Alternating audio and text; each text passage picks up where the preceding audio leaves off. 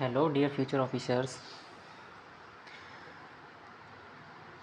जैसा कि आप लोगों को पता है, अभी तक हम लोगों ने डिस्कस किया है कि हड़प्पा सभ्यता के जो नगर हैं, कुछ महत्वपूर्ण नगर, उन सभी नगरों के बारे में, किस नगर में कौन कौन सी विशेषता है और नगरों में किस प्रकार की वास्तुकला और उनसे संबंधित कुछ महत्वपूर्ण जो पुरातत्व खोजें हैं वो की गई हैं, उनके बारे में हमने देखा। उन नगरों में अभी तक हमने देखा लोथल, गुजरात का एक महत्वपूर्ण बंदरगाह है। उसके बाद हमने देखा रोपड़, हमने देखा कालीबंगाल, ठीक है, कालीबंगा देखा हमने, ओके। हमने आलमगीर देखा और साथ ही साथ हमने उन महत्वपूर्ण नगरों के बारे में देखा जैसे मोहनजोदाड़ो है और हमारा हड़प्पा, ठीक है। तो अभी तक हमने इन नगरों के बारे में डिस्कशन किया और अब हमारा जो डिस्कशन होने वाला है वो हमारा डिस्कशन होगा हड़प्पा की वास्तुकला के बारे में, ठीक है। तो हड़प्पा की वास्तुकला को हम इसमें बहुत ही अच्छे से समझेंगे। हड़प्पा की वास्तुकला के बारे में जब हम लोग अध्ययन करते हैं तो हमें समझ में आता है कि हड़प्पा और मोहनजोदड़ो की अवशेष नगर नियोजन की उल्लेखनीय समझ प्रकट करते हैं। यहाँ के नगरों का जो आयताकार ग्रिड पैटर्न, यहाँ के नगरों का आयताकार ग्रिड पैटर्न काफ़ी महत्वपूर्ण है, ठीक है। और साथ ही साथ यहाँ की सड़कें नॉर्थ साउथ,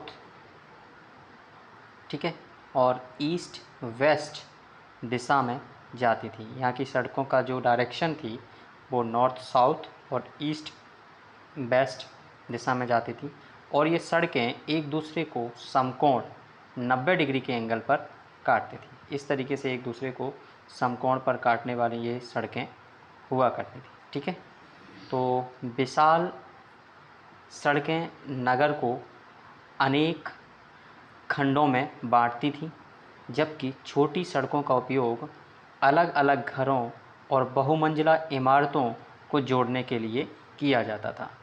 बहुमंजिला इमारतों को जोड़ने के लिए सड़कों का उपयोग किया जाता था। तो सबसे पहले हमारा यहाँ पर जो पॉइंट होगा तो वो हमारा पॉइंट हुआ यहाँ की सड़कों की संरचना।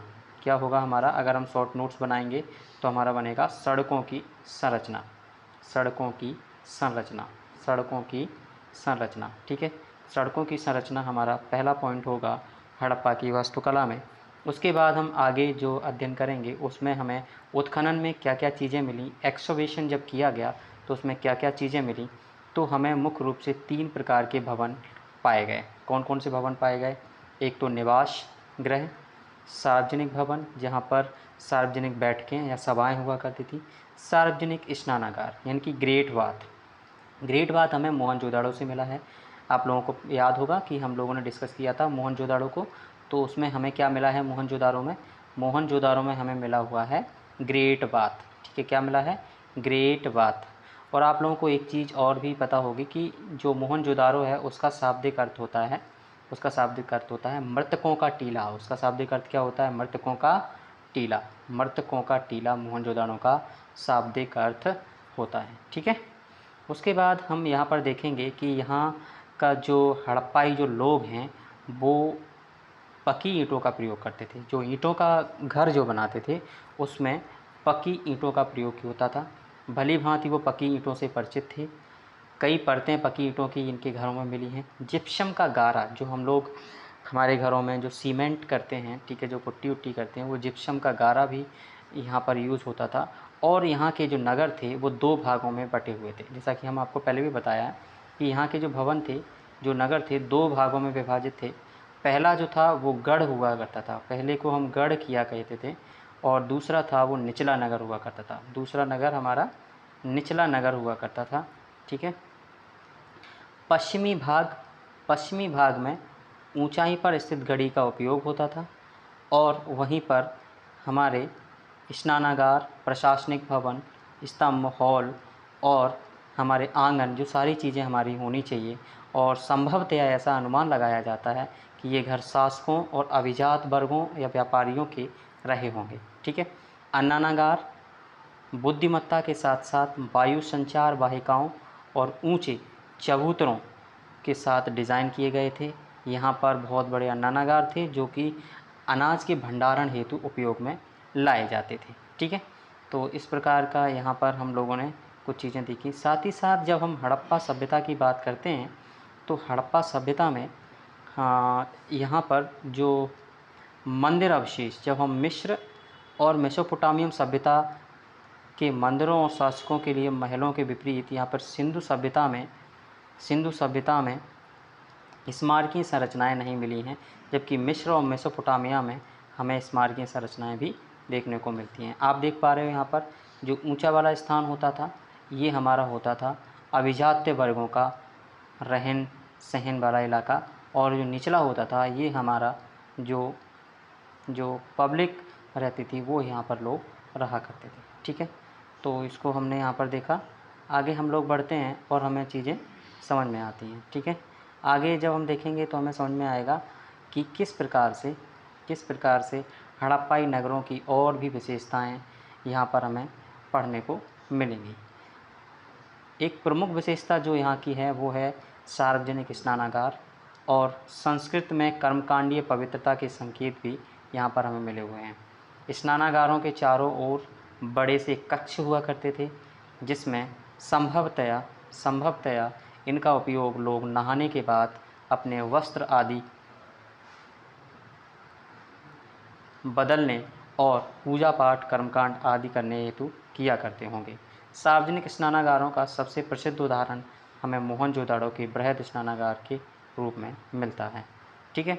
बृहद स्नानागार में कोई दरार या रिसाव नहीं। यह हड़प्पा का एक महत्वपूर्ण इंजीनियरिंग कैपेसिटी का परिचायक माना जाता है, महत्वपूर्ण अभियांत्रिकीय क्षमताओं का परिचायक माना जाता है। तो इस चीज़ को आपको बहुत ही विशेष ध्यान रखना है बृहद स्नानागार यानी कि ग्रेट बाथ के संदर्भ में। नगर के निचले भाग में जब हम नगर के निचले भाग की जब हम बात करते हैं तो इसमें एक कक्षीय छोटे भवन पाए गए। संभवतया ये भवन श्रमिक वर्ग लोगों के आवास के रूप में रहे होंगे। कुछ घरों में हमें सीढ़ियाँ नज़र आती हैं तो कुछ घर यहाँ पर हमें द्विमंजिला भी नज़र आते हैं। ठीक है। कुछ घरों में सीढ़ियाँ नज़र आती हैं, सीढ़ीदार घर भी यहाँ पर मिले हैं, और कुछ जो घर हैं वो हमारे द्विमंजिला घर भी यहाँ पर नज़र आते हैं। और ये जो निचला नगर है ये मज़दूर वर्ग का जो नगर है वो संभवतः प्रथम दृष्टया हमें नज़र आता है। ठीक है। उसके बाद जब हम यहाँ पर देखते हैं तो हमें और भी चीज़ें स्पष्ट होती हैं। यहाँ पर लिखा है कि दो भवन जो द्विमंजिला होते थे और साथ ही वायु संचार की काफ़ी बेहद व्यवस्था की गई थी। यहाँ पर वायु संचार की काफ़ी बेहतर व्यवस्था की गई थी। ठीक है। हड़प्पा की सबसे उन्नत विशेषता यहाँ की जल निकास प्रणाली थी। पानी का बहाव, व्यवस्थित नालियाँ, ठीक है, नाले हुआ करते थे। तो जल निकास प्रणाली हड़प्पा की एक महत्वपूर्ण विशेषता मानी जाती थी। छोटी छोटी जालियाँ हुआ करती थी। मुख्य सड़क के साथ चलने पर यहाँ पर बड़ी बड़ी नालियों का भी निर्माण किया गया था जो कि जाकर के नियमित दूरी पर एक बड़े से मल कुंड में मिल जाती थी, यानी कि बड़े से नाले में मिल जाया करती थी। व्यक्तिगत और सार्वजनिक दोनों प्रकार की स्वच्छता पर यहाँ पर काफ़ी ध्यान दिया जाता था। मतलब समझना ये है कि स्वच्छता पर विशेष फोकस किया जाता था हड़प्पा सभ्यता में। ठीक है। कई स्थानों पर कुओं के अवशेष भी मिले हुए हैं। कई विद्वानों का तर्क है कि टिग्रिस और यूफ्रेटस घाटी यानी कि जो मेसोपोटामिया जो सिविलाइजेशन जिन नदियों के किनारे पनपी, वहाँ की जो नदियाँ हैं टिग्रिस और यूफ्रेटस, दोनों ही नदियाँ कि जब अगर हम देखें तो मेसोपोटामिया के लोग सिंधु घाटी सभ्यता को मेहुला नाम से पुकारा करते थे। ठीक है। किस नाम से पुकारा करते थे? सिंधु सभ्यता के लोगों को मेसोपोटामियम लोग किस नाम से जानते थे? मेहुला। और मेसोपोटामिया में सिंधु घाटी की कई मोहरें मिली हैं। इससे हम इस बात का अंदाज़ा लगा सकते हैं कि जो व्यापार जो रहा होगा वो दोनों सभ्यताओं के बीच काफ़ी ज़्यादा रहा होगा और साथ ही साथ ये एक दूसरे की सभ्यताएं और एक दूसरे की संस्कृति से परिचित रहे होंगे। ठीक है, आगे हम बढ़ते हैं और हम इसमें कुछ टॉपिक देखते हैं और वो टॉपिक हमें नज़र आते हैं। आगे हमें यहाँ पर हड़प्पाई सभ्यता की मूर्तियाँ, हम यहाँ पर हड़प्पा का स्कल्पचर के बारे में अब हम अध्ययन करेंगे। अभी तक हमने देखा कि हमने किस प्रकार के आर्किटेक्चर को समझा, अब हम समझेंगे कि यहाँ का जो स्कल्पचर है यानी कि जो मूर्तियाँ हैं वो कैसी रही थी। ठीक है, तो हड़प्पाई मूर्तिकार जो हैं वो त्रिआयामी यानी कि 3D से व्यवहार करने में बहुत कुशल थे। यानी कि सबसे अधिक इनकी जो मूर्तियां हैं वो हमें मोहरें और कांस्य की मूर्तियां, मृतभांड आदि नज़र आते हैं। ठीक है, क्या नज़र आते हैं? मोहरें नज़र आती हैं, कांस्य की मूर्तियां नज़र आती हैं और मृतभांड नज़र आते हैं। क्या नज़र आते हैं? मोहरें, कांस्य की मूर्तियां और मृतभांड हमें इनके नज़र आते हैं। ठीक है, उसके बाद हम देखते हैं तो हमें यहाँ पर कुछ मोहरों के चित्र भी दिए गए हैं। जैसे कि आप देख पा रहे हो, ये हमारी जो मोहर है, ये हमारी पूरी की पूरी जो मोहर है ये हमें किस आकृति में नज़र आ रही है? तो ये हमें मोहर रेक्टेंगल के फॉर्म में नज़र आ रही है। किस फॉर्म में नज़र आ रही है? तो रेक्टेंगुलर भी मोहरें हमें यहाँ पर मिली हैं बहुत सारी, और स्क्वायर के फॉर्म में भी हमें बहुत सारी मोहरें देखने को यहाँ पर मिली हैं। जैसा कि आप यहाँ पर देख पा रहे होंगे, वर्गाकार और त्रिकोणीय, आयताकार और वृत्ताकार मोहरों का भी हमें यहाँ पर स्ट्रक्चर मिला हुआ है। मुलायम पत्थर स्टेटाइट से बनी हुई ये मोहरें हैं। ये मोहरें तांबा, ठीक है, कांचाब, ठीक है, और टेराकोटा की भी बनी होती थी। तांबा, सोना और हाथी के दांतों की मोहरें के भी हमें उदाहरण यहाँ पर मिले हुए हैं। मोहरों पर चित्राक्षर लिपि यानी कि पिक्टोग्राफ स्क्रिप्ट देखने को मिलती है। अभी तक जिसको पढ़ा नहीं जा सका, ये स्क्रिप्ट जो है वो दाएं से बाएं ओर यानी कि राइट टू लेफ़्ट लिखी जाती थी, लेकिन द्विदिशात्मक लेखन शैली, एक पंक्ति में दाएं से बाएं और दूसरी पंक्ति में बाएं से दाएं भी यहाँ पर बहुत सारे हमें जो इनकी लिखावट है, जो स्ट्रक्चर है वो हमें मिला हुआ है। ठीक है, तो ये सारी चीज़ें भी हमें यहाँ पर मिली हैं और आगे जब हम देखेंगे तो यहाँ पर हमें कुछ अलग से स्पेशल चीज़ें भी नज़र आती हैं। ठीक है, तो हम देखते हैं यहाँ पर मुद्रा लेखन की अगर हम बात करें तो इस पर दाएं से बाएं की ओर लिखा होता था और ये सारे के सारे जो स्ट्रक्चर हुआ करते थे वो हमें मोहरों पर नज़र आते हैं। ठीक है, और सामान्यतया 5 प्रकार की आकृतियाँ हमें नज़र आती हैं।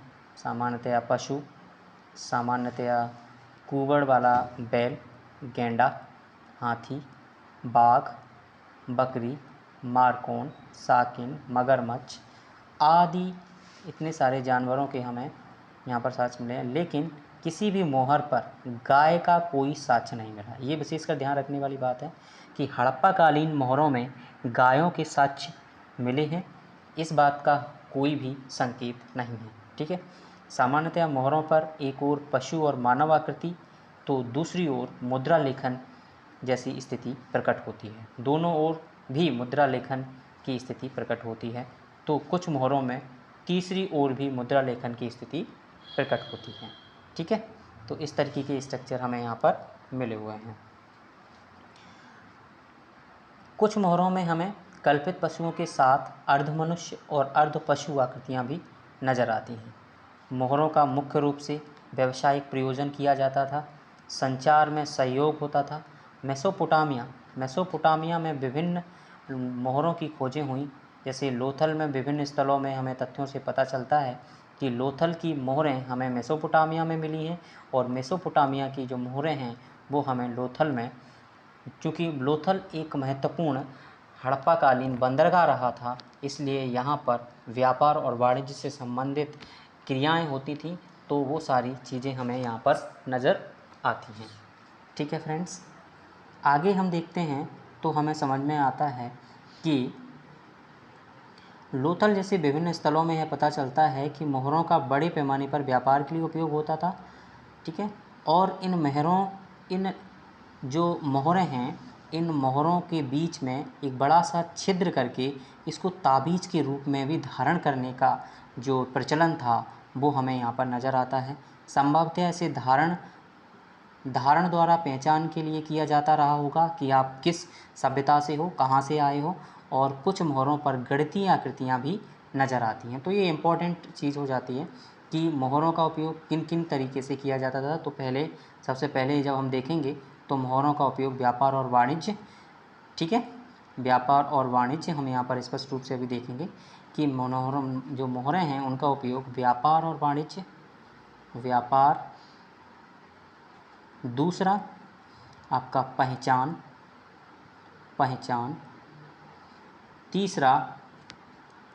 तीसरा जो मोहरें हैं उनका उपयोग दान आदि में किया जाता होगा, ठीक है। तो इस तरीके के यहाँ पर हमें कुछ चीज़ें नज़र आती हैं। आगे हम देखेंगे कि जो हमारा स्वास्तिक है वो स्वास्तिक भी हमें हड़प्पा सभ्यता में नज़र आता है, ठीक है। स्वास्तिक का जो विकास है वो हड़प्पा सभ्यता में नज़र आता है और स्वास्तिक की आकृति में भी हमें मोहरें नज़र आई हैं। इसमें कुछ मोहरों पर हमें पशुपति की मोहर और यूनिकॉर्न वाली मोहर नज़र आती है। जैसे ये हमें नज़र आ रहा है, ये हमें पशुपति की मोहर मिलती है और नीचे ये जो है वो हमारी यूनिकॉर्न की मोहर है। पशुपति की जो मोहर है वो मोहनजोदड़ो से मिली स्टेटाइट की मोहर में पालथी मारकर बैठी एक मानव आकृति जो देवता के रूप में दर्शाई गई है, पशुपति के रूप में संदर्भित की गई है। इसमें 3 सींगों वाला एक मुकुट है। चारों ओर पशुओं से घिरी यह आकृति हमें इस बात का संकेत देती है कि कहीं ना कहीं सिंधु घाटी सभ्यता में पशुओं को महत्वपूर्ण दर्जा दिया गया था और साथ ही साथ यहाँ पर प्रकृति पूजा पर भी जोर दिया जाता होगा, ठीक है। तो ये सारी चीज़ें हमें यहाँ पर समझ में आती हैं। आगे हम देखते हैं और समझते हैं कि किस प्रकार से यहाँ पर कांस्य की मूर्तियाँ इतने बड़े पैमाने पर किस प्रकार से चर्चा में रहीं, ठीक है। तो यहाँ पर हम देखते हैं कि हड़प्पा सभ्यता में कांसे की ढलाई की प्रथा, अब चूँकि आप लोगों को ये पता है, मैं कल भी बताया था कि जो हड़प्पा कालीन सभ्यता है वो एक कांस्य युगीन सभ्यता मानी जाती है। कैसी सभ्यता मानी जाती है? कांस्य युगीन सभ्यता मानी जाती है। क्यों मानी जाती है? क्योंकि हड़प्पा सभ्यता में कांसे का प्रयोग ज़ोर शोर से होने लगा था। हड़प्पा में कांसे का प्रयोग ज़ोर शोर से होने लगा था। यहाँ पर कांसे की मूर्तियाँ, यहाँ पर कांसे की मोहरें और एक विशेष तकनीकी जो मूर्तियाँ बनाने की थी, कांसे की मूर्तियाँ बनाने की, लुप्त मोम तकनीकी। कौन सी तकनीकी? लुप्त मोम तकनीकी। लुप्त मोम तकनीकी में क्या होता था? सबसे पहले ये एक मोम लेते थे और मोम से एक स्ट्रक्चर बनाया करते थे। मोम से स्ट्रक्चर बनाने पर उस पर मिट्टी का लेप कर दिया करते थे। मिट्टी का लेप करने पर उसे गर्म कर लिया जाता था और फिर उसको उसमें हम पिघला इनका मेल्ट किया हुआ जो आपका कांसा है वो उसमें डाल दिया जाता था। जब वो ठंडा हो जाता था कांसा, तो फिर क्या करते थे, उस मोम को गरम कर लेते थे, उस पूरा स्ट्रक्चर को गरम कर लेते थे और उसमें से मोम पिघल कर निकल आता था। तो इस प्रकार का जो स्ट्रक्चर है वो हमें यहाँ पर नज़र आता है, जैसा कि हमने आपसे अभी डिस्कस किया। इस तकनीकी का कई भागों में प्रचलन आज भी हमें देखने को मिलता है मूर्तियाँ बनाने के लिए। मोहनजोदड़ो की कांसे की मूर्ति कालीबंगा का कांसे का बैल काफ़ी प्रसिद्ध रहा है। कांसे की मूर्ति विश्व की सबसे पुरानी कांसे की मूर्ति जो हमें नज़र आती है मोहनजोदड़ो में मिली है। 4 इंच की यह मूर्ति एक नग्न महिला को दर्शाया गया है जिसमें बाएं हाथ में चूड़ियाँ और कंगन तथा ताबीज़ नज़र आता है। इसमें हमें यह कूल्हे पर दाएं ओर त्रिभंग मुद्रा में खड़ी हुई है, ठीक है। किस मुद्रा में खड़ी हुई है? त्रिभंग मुद्रा में ये खड़ी हुई है। उसके बाद यहाँ पर हम मृतभांडों की चर्चा करेंगे कि मृतभांड किस प्रकार के हमें हड़प्पा सभ्यता में मिले और इन मृतभांडों का क्या योगदान रहा हमारे वर्तमान संदर्भों में, ठीक है। तो मृतभांडों का जब हम इसमें अध्ययन करते हैं तो हमें समझ में आता है बहुत सारे एक्सोबिशन साइट्स पर, बहुत सारे ब्यूरियल साइट्स पर यानी कि उत्खनन स्थलों पर मृतभांड मिले हुए हैं। ये 2 प्रकार के वर्गीकृत किए गए हैं।